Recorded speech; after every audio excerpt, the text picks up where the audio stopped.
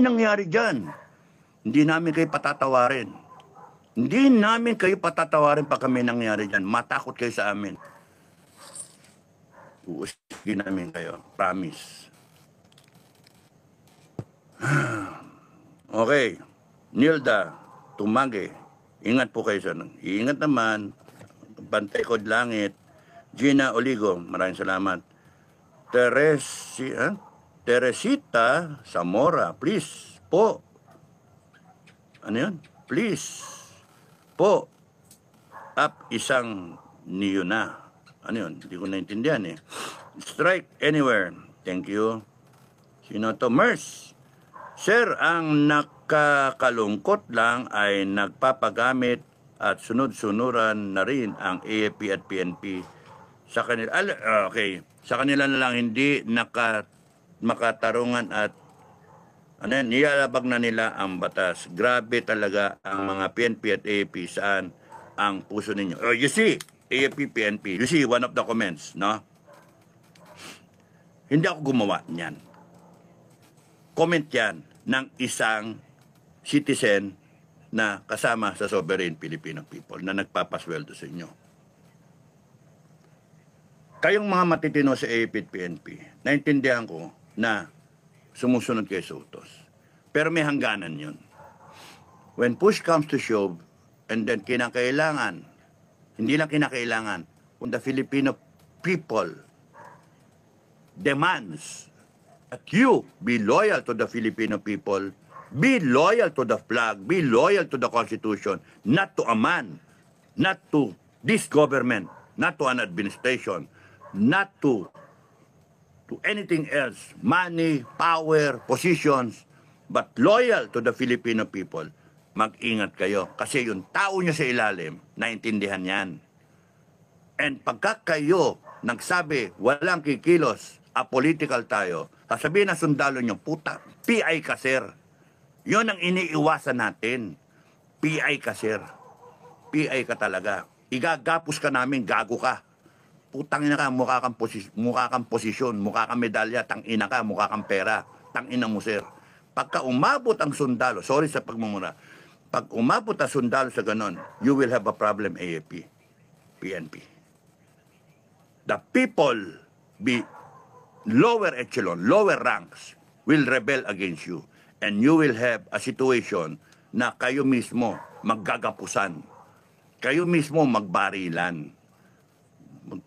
Kaya kayong mga official dyan, huwag kayong patulog-tulog, huwag kayong pagolf-golf, huwag kayong kala ninyo, kontrolado ninyo yung tao. Hindi. Kasi yung mga asawa niyan, taong bayan din. Kukontrolin nyo yung pagsasalita pa nila, ay mali na naman. Panic time na naman kayo. Mali. Kaya ako, confident ako, kahit hindi gumalaw ang FGF, gagalaw at gagalaw ang AFP at PNP. It's matter of time lang eh. Because you have a global rally already of the Filipino people. Kung hindi gumalaw ang AFP at PNP, FGF ang gagalaw with the people. No? Ayaw lang namin pang kayo, mga sundalo at mga pulis, because it is your time to shine. Be the soldiers and the policemen of the Filipino people. Because if you don't, that doesn't happen, the Filipino people themselves will disband you. You will be disbanded, an entire institution. Akala nyo, di gawin ng taong bayan yun. Subukan. Disband an entire institution, AFP, PNP. Dalawa yan, i-disband, boom! Biglang mag-create ng bago. The Philippine Defense Forces and the People's Police Force. Bago. Bulok yan. PNP, AFP, wala yan. Putang na yan mga yan. And then, yung matitira dyan, yung matitino, doon kayo. Lumipat kayo doon sa bago. Tapos, kala yung taong bayan, tanga? Hindi. Ano piplis yung taong bayan sa inyo? Hindi ganun. You better know what is right and wrong because you will be obsolete. The people will make you obsolete if they find out that you're not worth a dime. You're not worth the pay. Ganun lang yun mangyari dyan. Sorry yun ang analysis ko eh. Sorry, yun ang analysis ko. Pwede kung mali, tignan natin. Hintayin natin. Tignan natin kung ano mangyari. Hintayin natin. Hopefully may tatayo dyan. General Browner, ikaw tumayo kaya? General Browner, may pag-asa pa ba tumayo si General Browner? Ewan natin. General Marbil? General Torre? Galit sa iyo ngayon yung tao. Baka may konsyensya pa si Browner.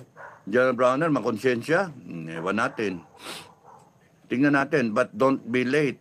General Anyo? Ano, mas gusto niyang minumura sa salud ng taong bayan? Ewan ko. Duduraan siya, mas gusto niya yun. PM AAA? Pagka nagtayuan yung taong bayan sa rally, mag-grow class 83. Excuse na yung class 82. 79, 78, down the line. Excuse na yan. Panay mga ano na sila. Simulan natin sa 83. Tayo. 83. Kung wala, sorry. Ako at least, I represent class 83 already. Whether magalit kayo sa akin o hindi, okay lang. Basta I represent 83. 84, meron. 84, 85, meron. 86, meron. Sila ba to? 86. Oh, sila Albayalde, 86, di ba? Sino pa? 87. Sino ba sa 87? May kilala ka ba sa 87? Si Escobar. Escobal. No. 87. 87. Si June. Parlade. Parlade. Oh. Sino pa? Kaibigan ni Mista mo. Ano? Kaibigan ni Ed. Oh, pinagtatanggol niya si Ed eh. Kasama si Ed Tepel ka. Partosa. Ah? Partosa, asawa ni Lorraine. Oh. Asawa ni Doc Lorraine. No. Partosa. Snappy. Oh, love you Lorraine. Sino pa? Si 88, 89. Sinas. Ha? Sinas. Oh, 89. 88. Sino? Wilkins. Wilkins. Oh, di ba? Wilkins. Leonardo Carlos. Oh, sino pa? 89. Oh, Browner. Browner. Browner. Oh, di ba? Pucha, 89. Baka, pag hindi ka tumayo, maiwan ka ng tren. Sino pa sa mga 89? Marami akong kilala 89 Mga snappy 89. Makatao nga. Dapat kayong 89 na mga tumayo, di ba? Mga 89. No. Di ba? Browner. Di ba? Browner, kayong tumayo. 89. Yung Baron. Oh, ha? Yung Baron, kapwa mo Baron. Oh, baron pa naman. Barumbado. Kayo mga tumayo, 89. Makatao. Mga 90. Galido. Galido. Ay, yung CGPA ngayon. Uy, CGPA, Galido. Saan ka ba? Mariretire na si, Galido. Sa July. Sa July. Pangit naman kung tatayo ka para maging chief of staff. Pangit naman yun, no? Kung tatayo ka para sa taong bayan. No expectation of a position. Yun ang maganda. 89, 90, 91. Uy, sambisig ba yung si Marbil? 91. Oh, tamba, tumayo ka. Associate member. 91. Sino ba mga 91? 92. 92. Hindi ko makilala na eh. 92, 93. 93. Ay, yung si La Chica. 93. Si anong class? 94. Si Kabunski. 94. Si anong class? Si Lohico. Si Logic. 93. Oh, general na eh. Ay, mga nagsasalita ng pro-administration 94, 95. Trililing, never na yung kanang 95. Gambala, mga 95. 96, 97, 98, 99, 2000. Uy, 2000 si my love na spokesperson. Si Padilla. Oh, Colonel Padilla. 2001, etc. Down the line. Meron yan per class. Meron yan. Mag-roll call tayo. Roll call tayo. 82, alam ko si Magalong, tsaka si De Leon, no? 81, Pokis. Sino pa ba 81? Luga, Monteagudo. Monteagudo. Oh, 80. Layata sa 80 ah. 80. Sana ba sila Segovia? Nicanor Bartolome. Bartolome. Tatayo ba si Sir Nick? Hindi tatayo siguro si Sir Nick. 80. 79. Si Balor. Oh, si Kerubin at saka si Ortiz. 78. Maraming 78 ah. Oh, panay mga revolusyonaryo mga yun 78. Oh, 77. Meron ba sa 77? Simoy. No? Simoy. Masarap pa sa simoy ng hangin. So yun, maraming P-Mayor. Mga reserve. Mga reserve tsaka yeah. No, when this happens, when the Filipino people rise up, there should be no distinction between PM mayors and mga reserve and mga integri. Ang alam ko lang na tumatayo sa reserve si Bukay, no? At yung iba natin kasama, mga OCS. So, you make a difference. We are concerned, concerned ako, at least for my very self, I'm concerned because ayaw kong iwanan tong mundo nato ng demise ang Pilipinas. And we can change the country in our lifetime. We can make it a better Philippines. Those who are arguing that Bongbong Marcos is a good president, that's your belief. That's your constitutional right to say so. But do not enforce your right against 90 million Filipinos. No? Or 108, because there are only 12 million of you saying otherwise. Kaya nga base sa survey na latest. That's why, good luck sa atin lahat. Kung ipapasok ninyo sa civil war ang Pilipinas, nasa inyo yun. You die for your country. Whether Philippines 1, Philippines 2. Kung papasok ninyo sa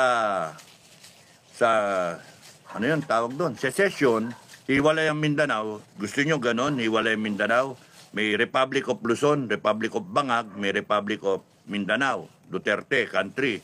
Sa inyo yun. Kung ganun gusto nyo, pag-away-away tayo mga Pilipino, sa inyo yun.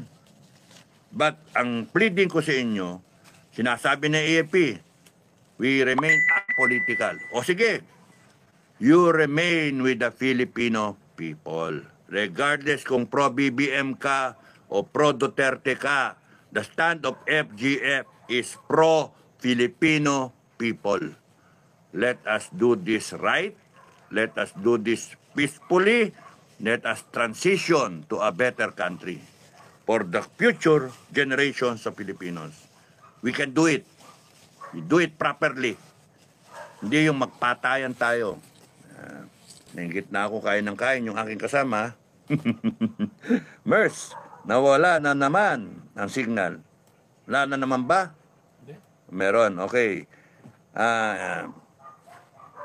Okay, thank you. Anne-Marie said hi. Sunny, Sunny Bingko. Good evening, Kaptado. Thank you. Sonia Cañete.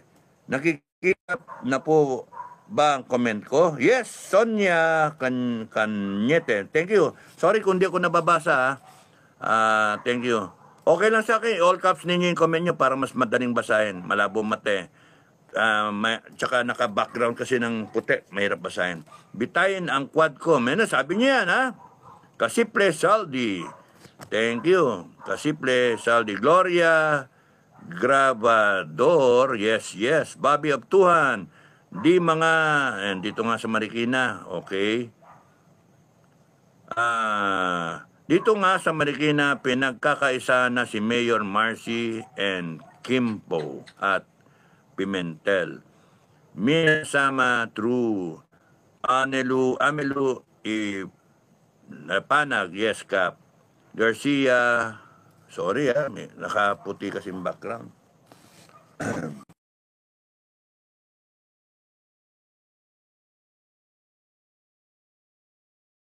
Okay. John Solomon, Sans, Cañete, yes, nakikita. Yun, sinagot ka. Basketball freedom, mga loyalistang bangag, mga yan, serdado sa mga, kahit loyalistang bangag, kayo loyalistang Duterte Ang ano dyan, let's all become Filipinos, regardless of belief.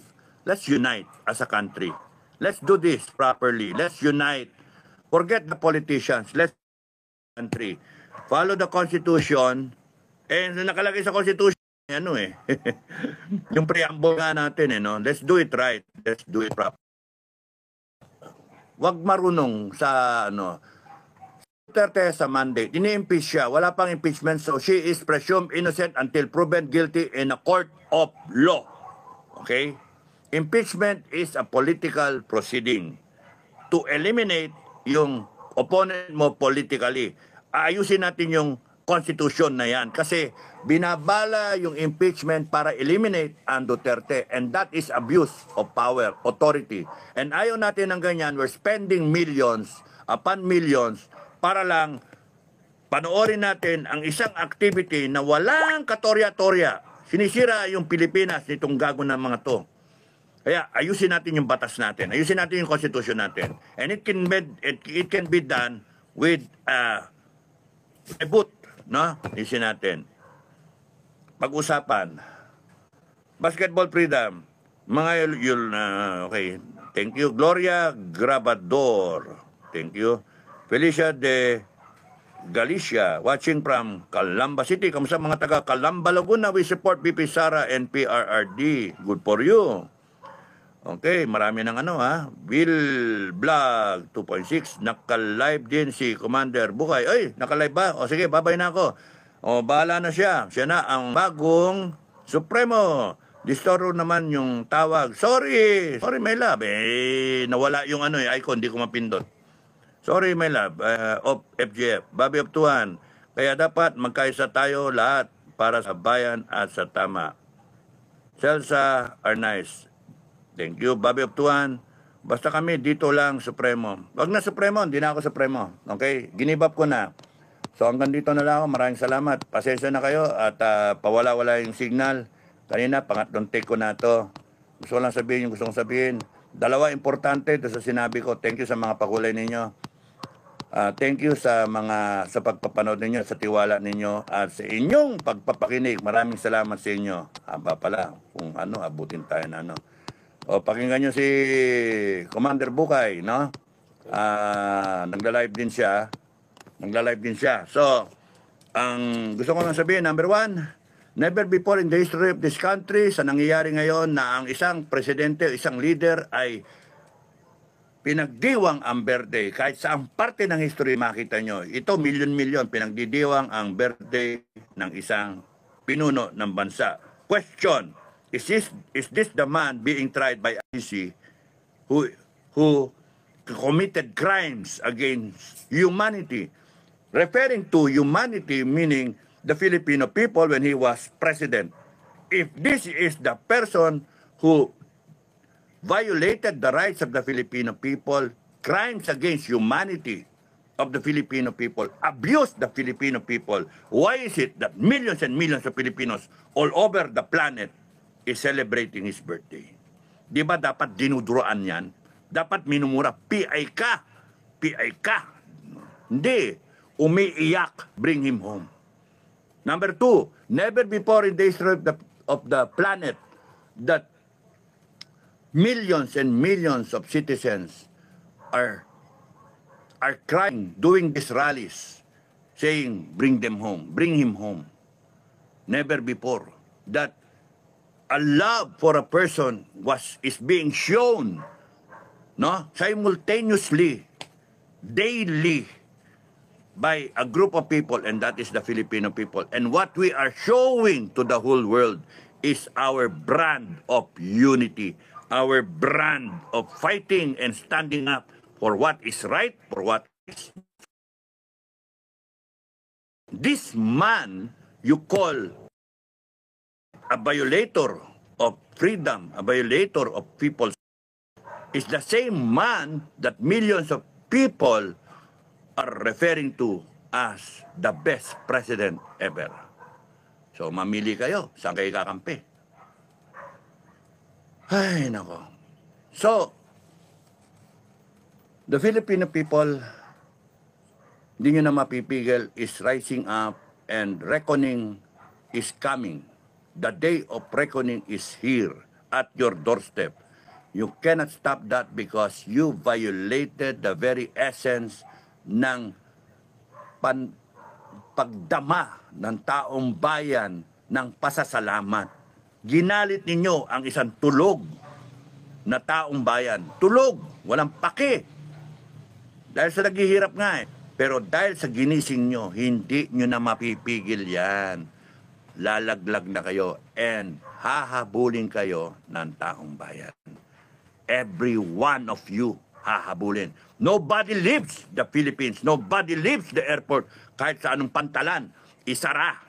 Yan ang unang order sa bagong armed forces, sa bagong PNP. Walang aalis. Pag ikaw, kababayan, nakita mo yung mga congressman na yan, hulihin. Yan ang hulihin. Yan ang mangyayari dyan eh, hulihin. At hiharap sa korte ng taong bayan, not sa Supreme Court. Doon kinukuha yung power, executive, legislative, sovereign Filipino people. Yun ang masusunod. AFP-PNP, yung power ninyo, nakukuha ninyo sa sovereign Filipino people. That's why change is coming. It is inevitable. Even ng FGF, matulog. Even matulog ng FGF, manood lang kami. We will be with the people.